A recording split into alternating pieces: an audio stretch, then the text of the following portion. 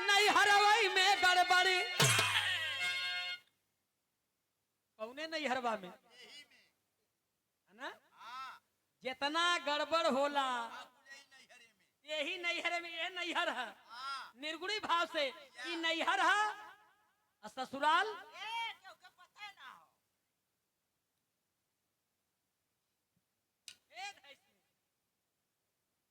हाँ बिल्कुल। अब भाई ये श्रद्धांजलि का मंच है ना, बातें बताता मैं, लेकिन चलिए। और तो अब देखें गड़बड़ कैसे भल और कौन कौन गड़बड़ भल। ये कबीर दास कमलकार भी आई बाणी हो।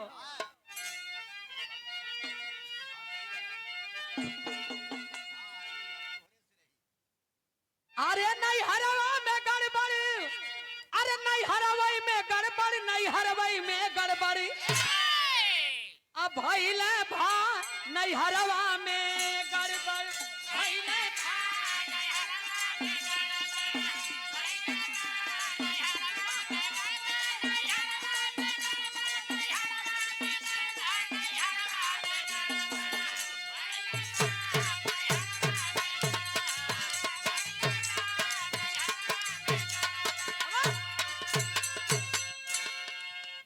पहला गड़बड़।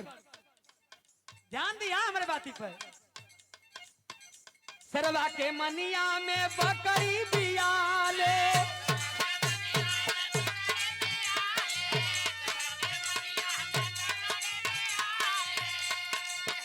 अरे बकरी बिया भैया बकरी बियाले।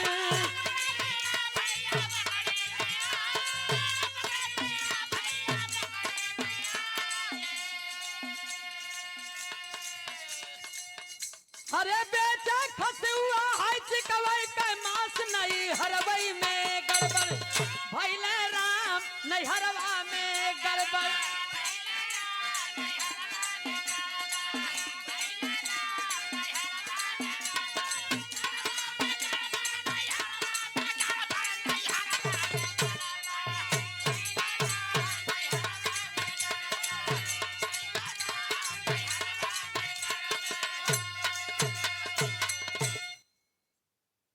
शेरवा के मनिया में बकरी बिया,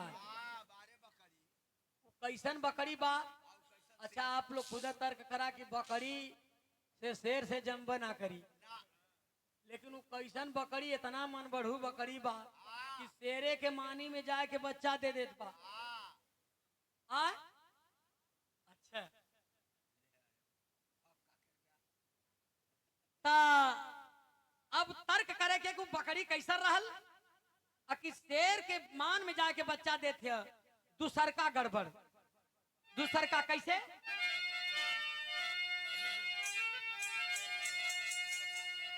हर नाव का डूबे तसिल उतराए हो,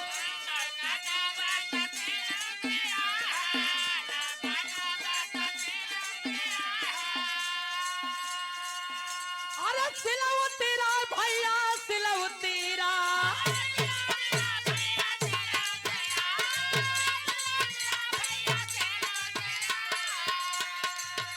अरे बिन बिन मथरिया बकुलवई के खाए, नहीं हरवई में गड़बड़, भइले भाई नहीं हरवई में गड़बड़।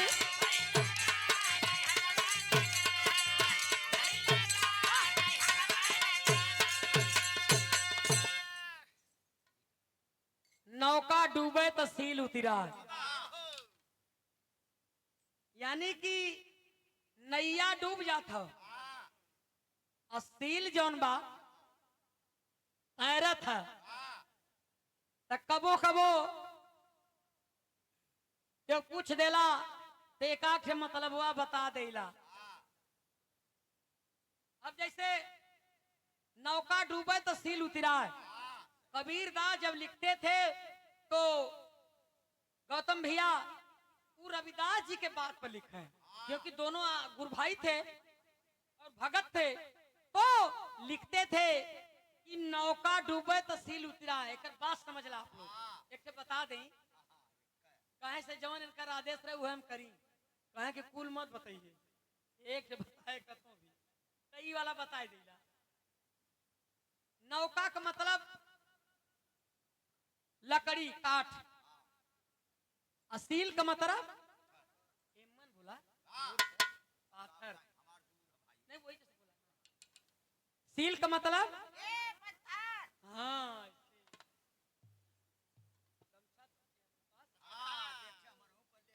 ओके हम कुछ कहती का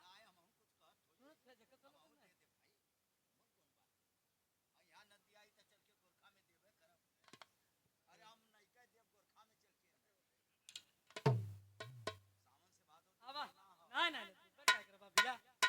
अब तनी सावा बानगी पर नौका का मतलब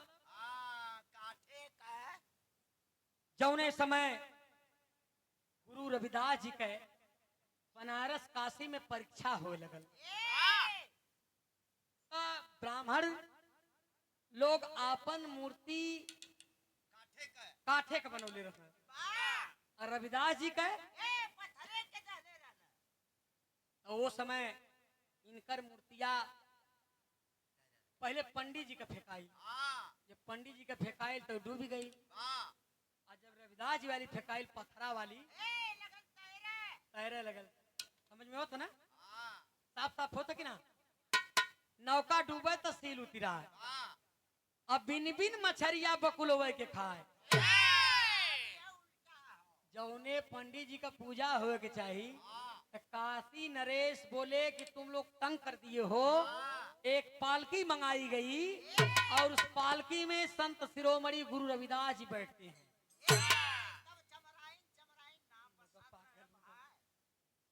अब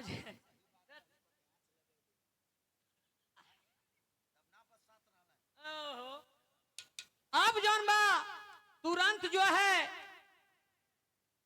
काशी नरेश टोली में बैठवा करके संत शिरोमणि गुरु रविदास जी को और पंडित जी से कहा कि तुहान का हार बना, पूरे बनारस में घुमाए। आज भी आप मंडुआ डी जो है,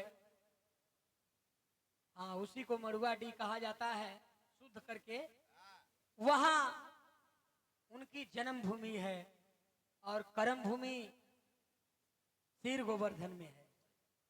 कुछ गायगन के तो पता है ना, तो वही आदेश करते हैं और आज भी डोली जई बा देखवाता मंडुआ डी में रखल गई बा वही तरह है। तो कबीर दास का मठ और रविदास जी का एकदम सटला घर है।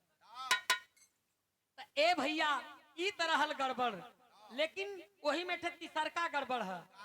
कौन गड़बड़ है? रोटी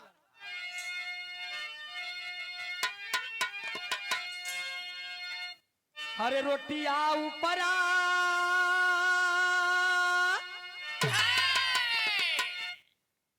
समझा, रोटी नीचे है, तावा ऊपर ऐसे है।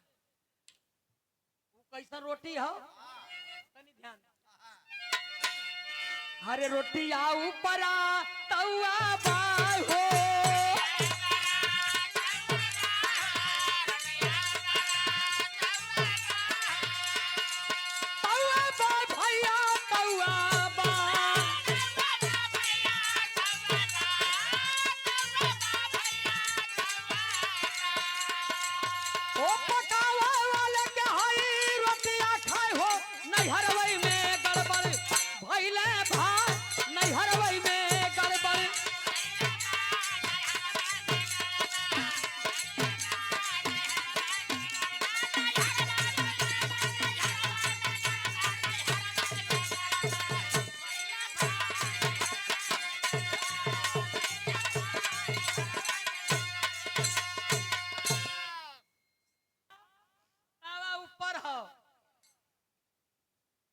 एक और बात लिखत हो कबीर जी, कबीरदास जी कि जे बनावत रोटिया के अनिल बाबू ओके रोटिए खात बा,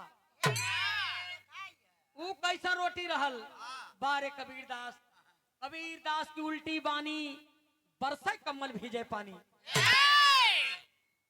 हमन रही तो हमन कुछ ना समझ में आवे, लेकिन से पूछी कि कहो हई कैसे गाय देना कहना से बैठा पहले पानी में पिया बताइला कुल धीरे धीरे ये फुलेंदर चंचल के अंदर एकदम भर देले हूँ